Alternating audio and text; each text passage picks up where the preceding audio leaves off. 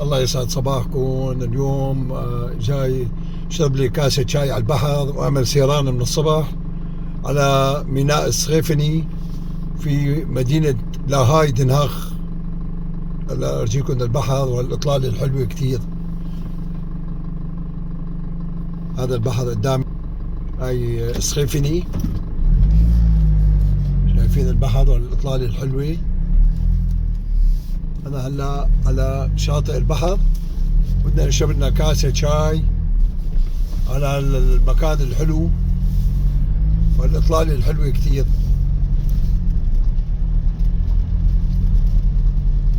هاي مدينة السخيفني.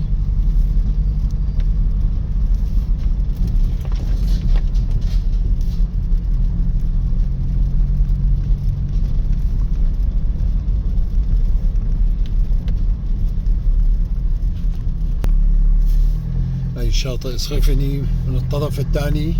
هاي البحر اليوم، شايفين البحر مو هايج كتير. هاي هلا أحلى كاسة شاي على البحر. هاي شاطئ سخيفني.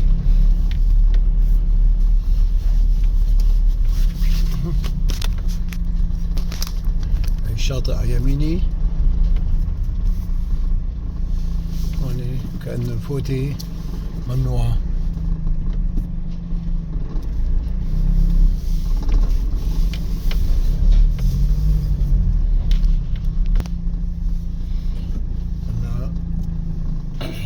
كمل شربت كاسة الشاي.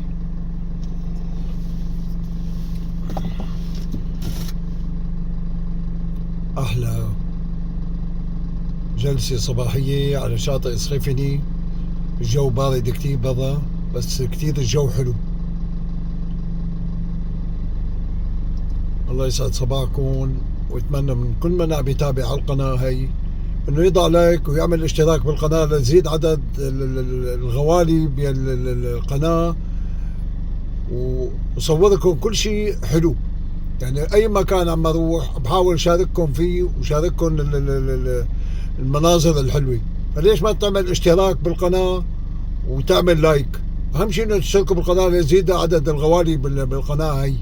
انا بوجودكم معي تزداد من محبتي لكم، وبتمنى من كل بيشاهد هذا الفيديو انه يعمل اشتراك بالقناة ويحط لايك وتفعيل زر الجرس ليصلك كل جديد. مع تحيات اخوكم ابو انس، ويسعد صباحكم، وتحياتي لاهلي بسوريا ولشعب سوريا بتحرير سوريا. وان شاء الله بتضل كل ايام سوريا ايام افراح يا رب. كتير كتير فرحنا بالنصر اللي حققوه اخواتنا بسوريا. الله يديم افراحهم يا رب، وبتمنى للشعب السوري الرفاه والحياة الحلوة بعد الأيام الصعبة اللي داقوها. إن شاء الله الأيام القادمة بتكون أيام أحلى، إن شاء الله إن القادم أحلى. سلامي، تحيات أخوكم أبو أنس.